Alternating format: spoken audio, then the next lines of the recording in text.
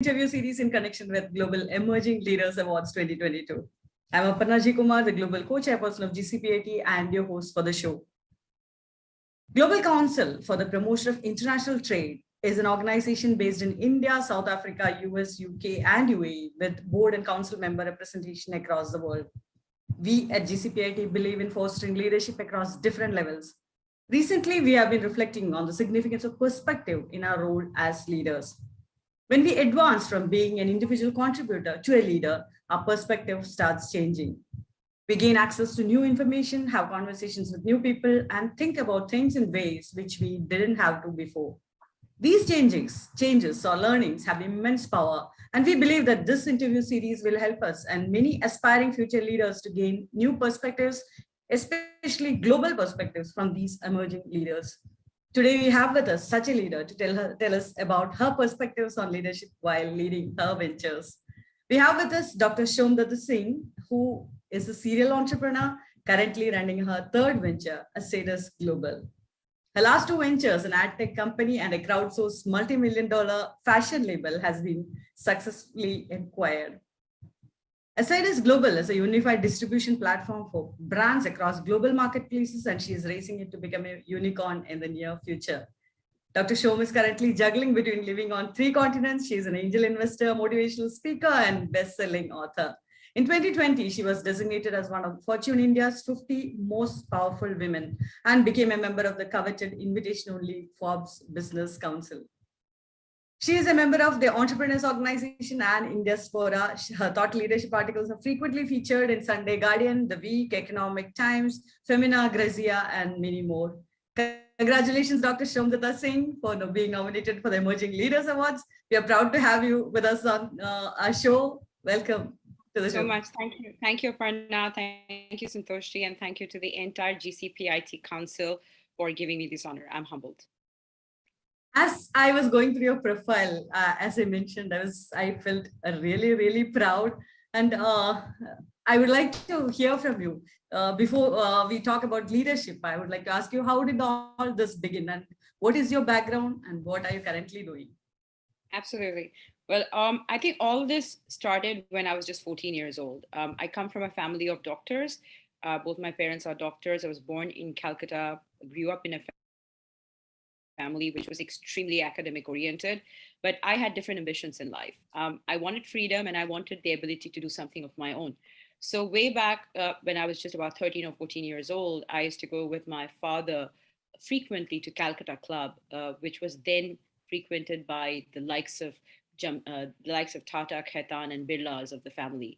And I always saw the kind of freedom, the kind of lifestyle they had, and that enamored me. And very little did I know that they were business people. So I would ask my father, what is that they did that they came in such fancy cars and we came in an ambassador? My dad said, we are middle class family people, but they are businessmen. And I said, then that's exactly what I want to be. What started with just an aspiration became a way of life. By my education, I'm an economist. I have a PhD in economics, but by profession, I've been an entrepreneur since the last so many years, almost 20 years now. And I said I started at 14.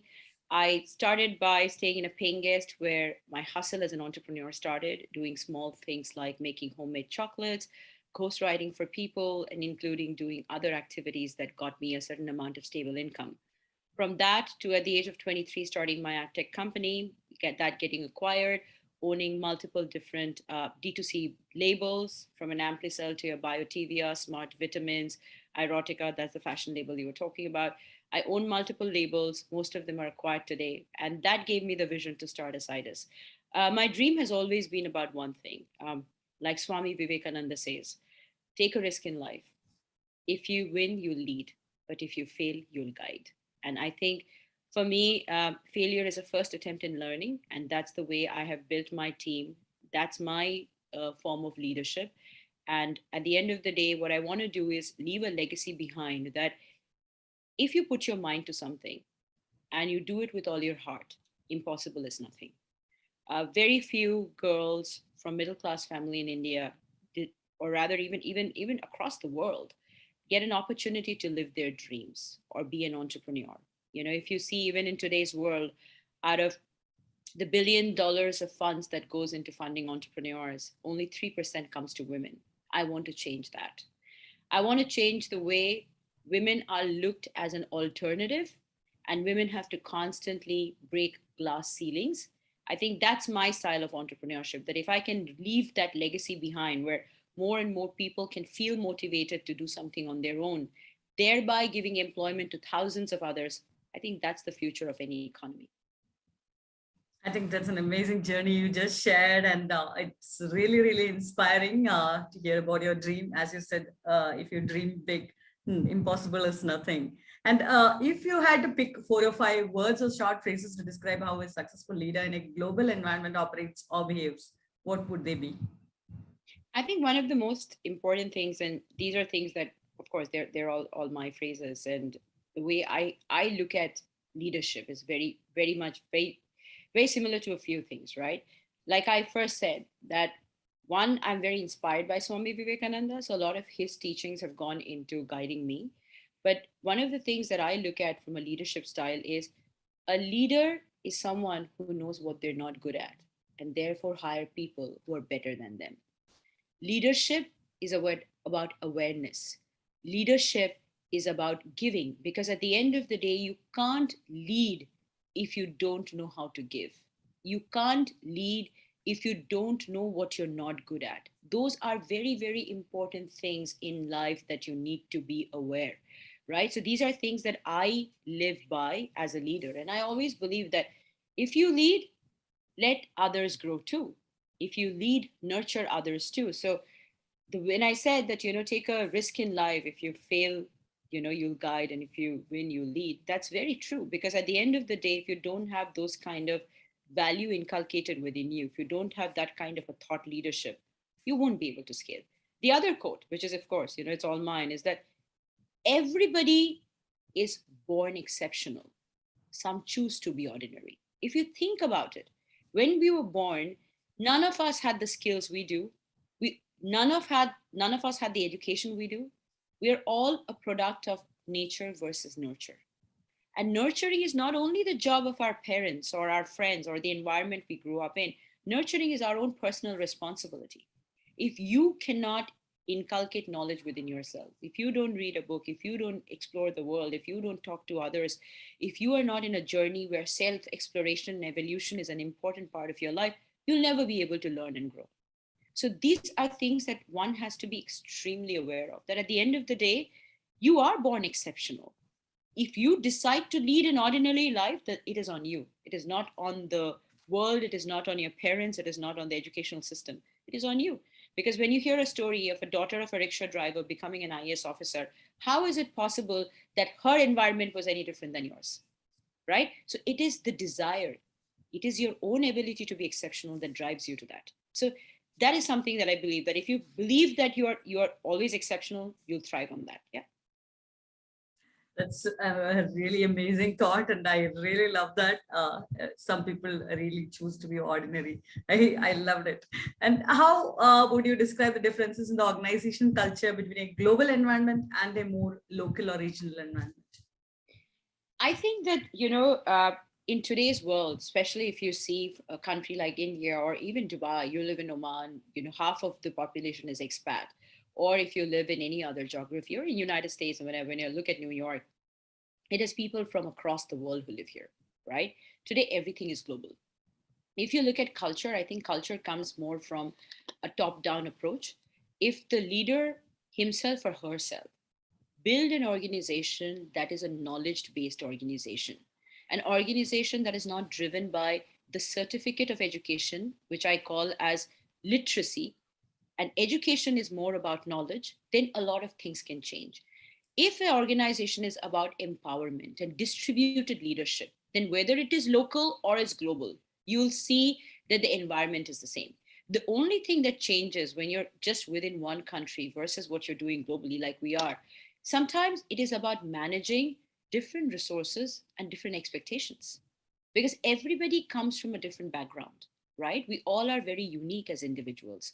Now, when you are in a global setup, the way I'm handling a team in New York, the way I'm handling a team in UAE, there is a difference, because one, culture is different, but that is an external culture. But the internal culture of an organization is more of a culture of distributed leadership.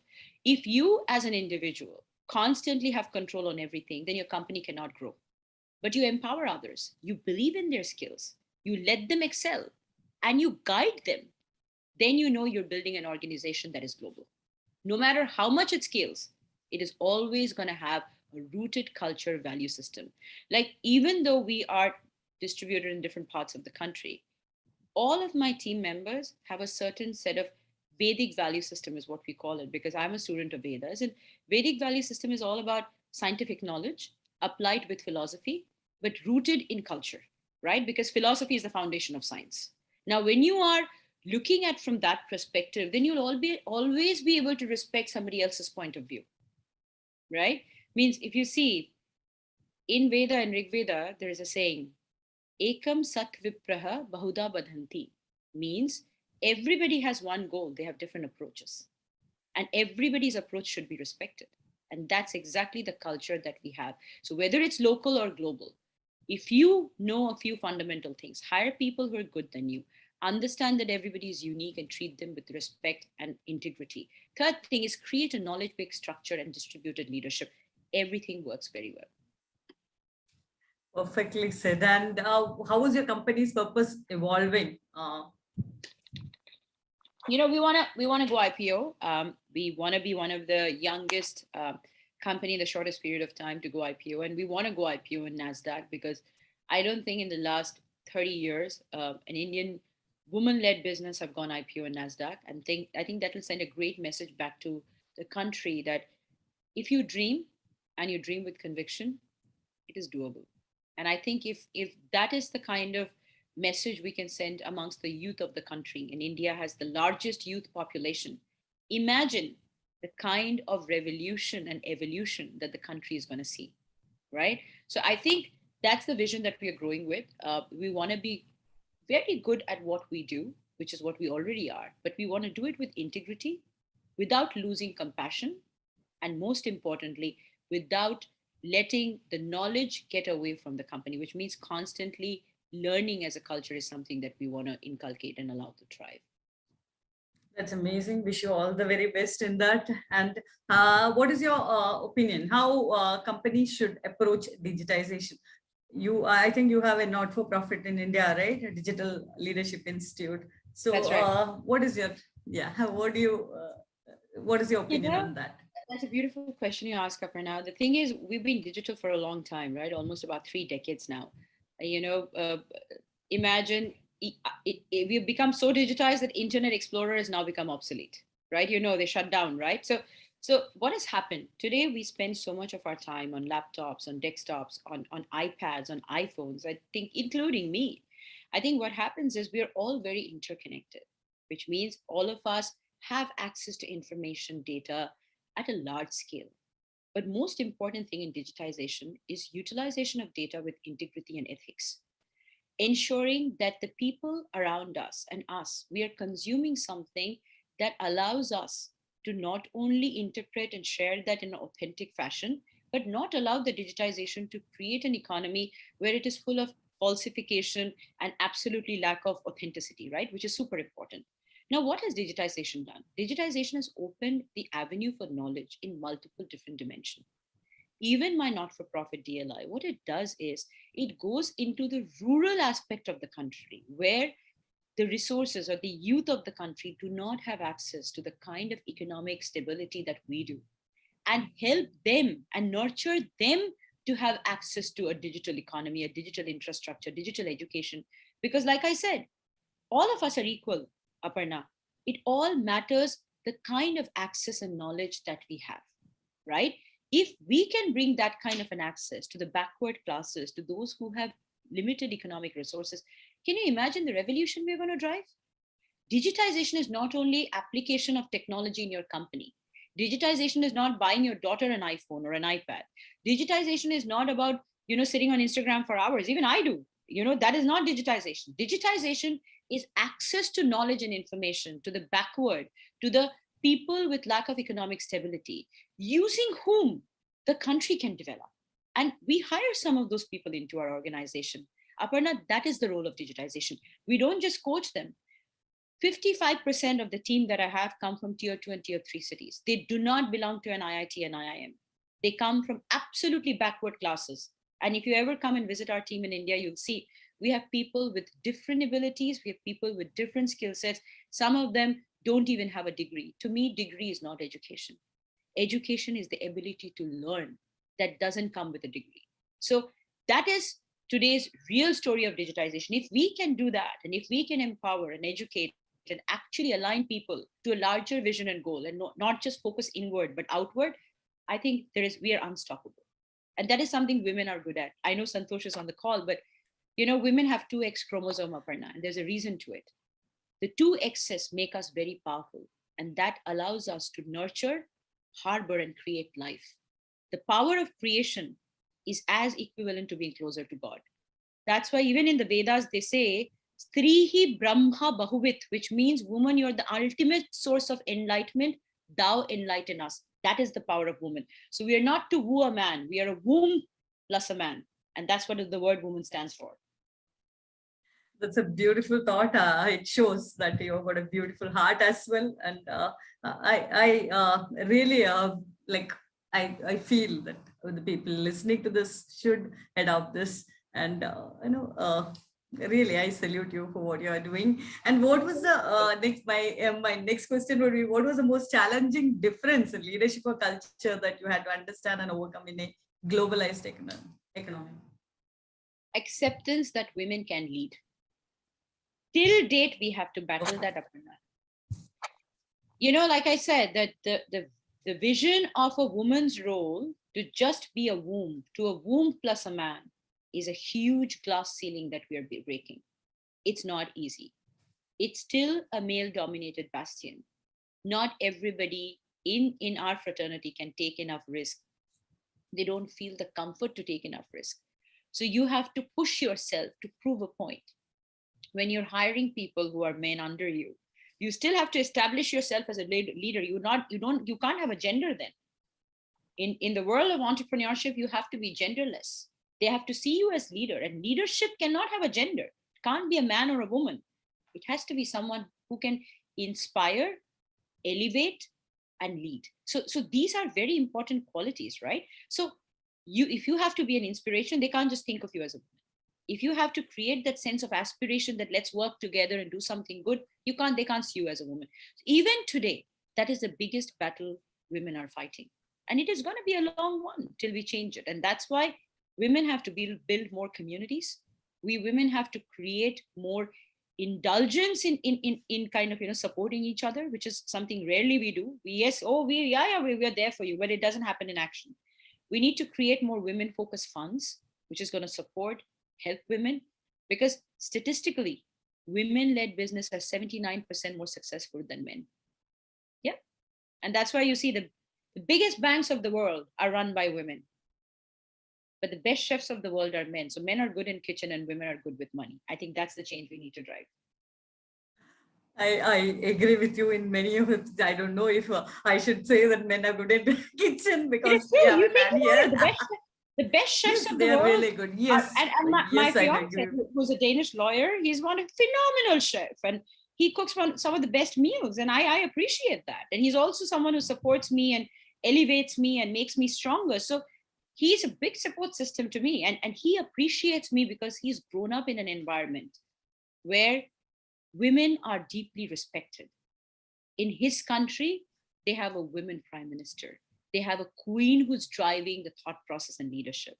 He has an amazingly empowered, mother who's driven the entire, I would say a family is also like an organization to the next level. His sisters are very empowered. So he understands the value of having an empowered and an alpha woman in his life. He's okay. And that kind of compassion needs to exist in this world.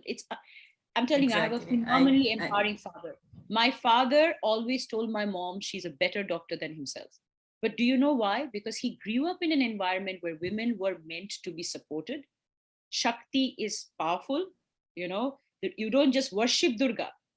You understand the value of Durga. So that is the kind of, the reason Shiva, when Durga comes every year when she's worshipped in Kolkata. Have you seen? I don't know whether you've ever seen Durga Puja, but Shiva's picture is in a very small way kept behind her because Shiva says she leads, I will follow her. So at the end of the day, what I'm saying is India is a very empowered country. Indians are extremely empowered, and so is the rest of the world. Everybody has very, very empowered thought processes. We just need to put it into action. Women need more support. Not everybody Exactly. I totally agree with you. Yes. Like everybody does not get that. I totally agree with you. Even I was writing on Right. So the LinkedIn today, saying we has all to should be come together. true. So the saying, Aparna, has to be behind every successful woman, there is a man. Not behind every successful man, there is a woman. It's the other way too. Because behind me, I have two men, one my father and one my fiance, who constantly support me, uplift me, and guide me. So it can't happen without that. And even my CEO, That's right. he is a man who's extremely empowered, and he's the reason Asidus has come this far. So behind every successful woman, there's more than one man. I think we have a lot to do together. We'll catch up offline and let's continue with the questions.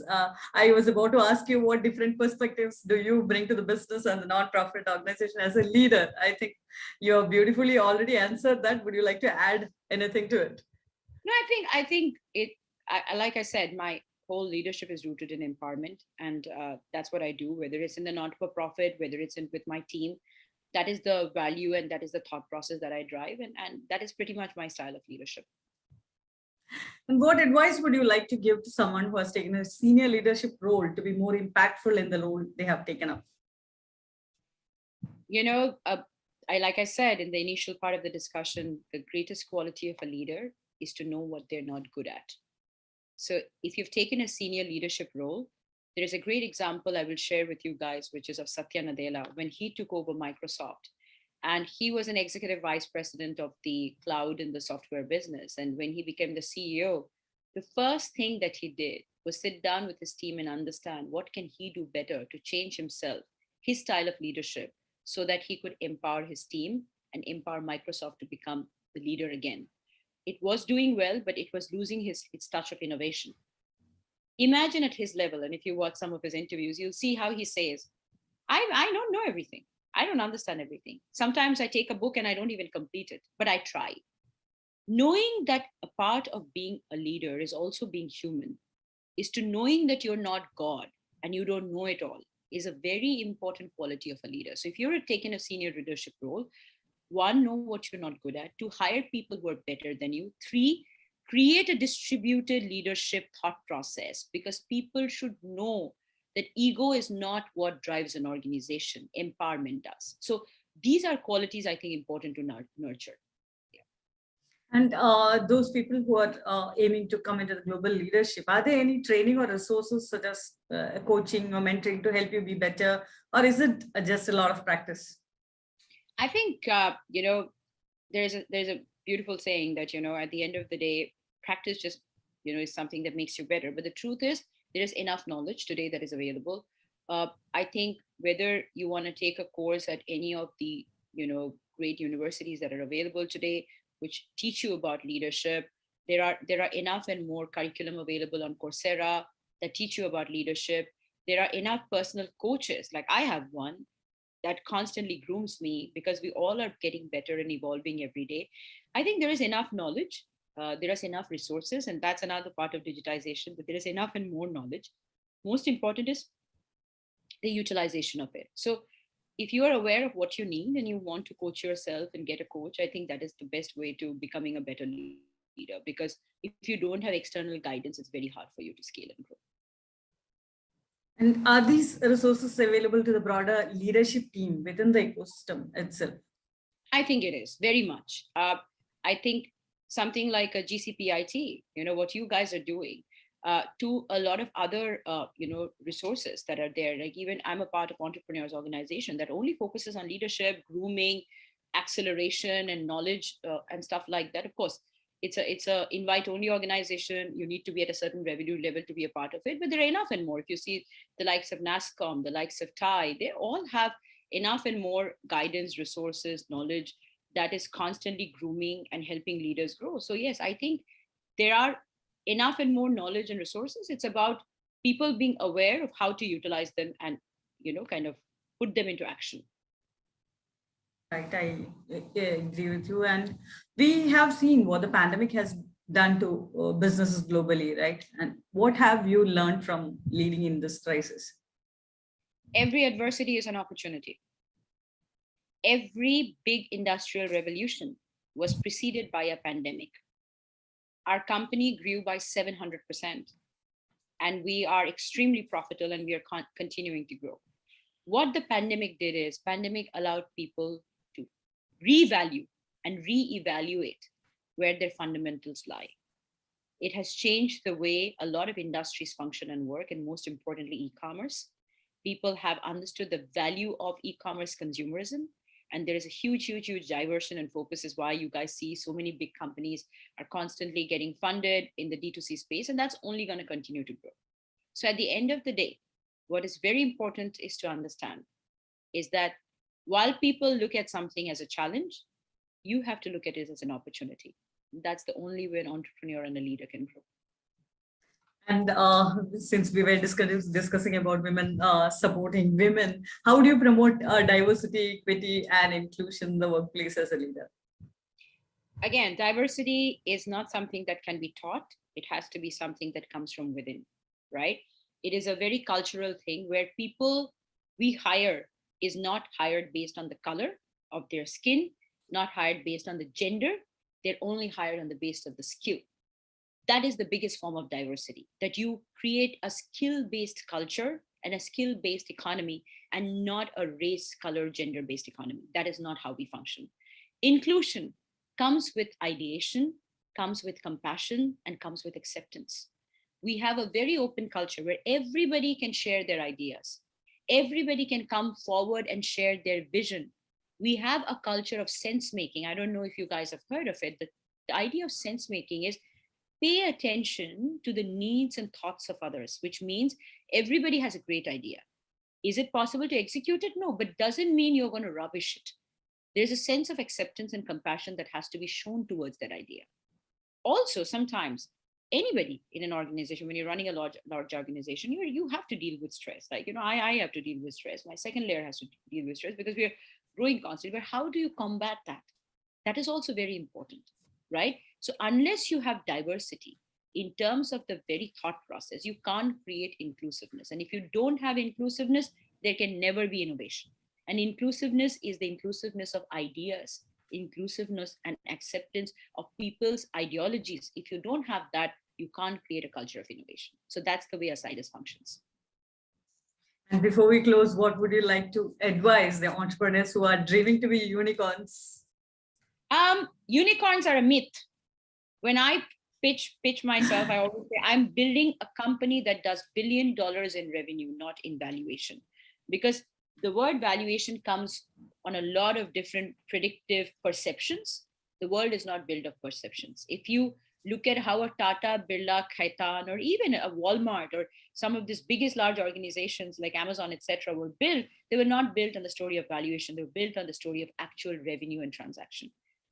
Don't chase numbers. Chase facts and chase your vision.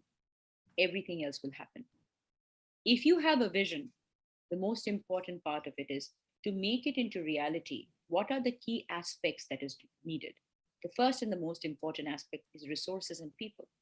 And if you can inspire them and guide them in the right direction to deliver value and execute great ideas, like I said, impossible is nothing. So at the end of the day, put your heart and mind into anything that you do, because all power is within you. You can do anything and everything. That is the story of entrepreneurship. I think that's an amazing story, very inspiring and very powerful that you just shared. And as you said, everybody is born exceptional. Some choose to be ordinary. I totally agree with you. And as you mentioned, every adversity is an opportunity. Let's try to leave a legacy behind. Impossible is nothing. If you can dream it, you can achieve it. Thank you so much, Dr. Shobhadata Singh, for joining us today and enlightening us with your thoughts and experiences. I wish you all the very best. Let all your dreams come true. And we hope this conversation would be helpful to many aspiring future leaders to gain new perspectives and climb the success ladder. I'm very honored.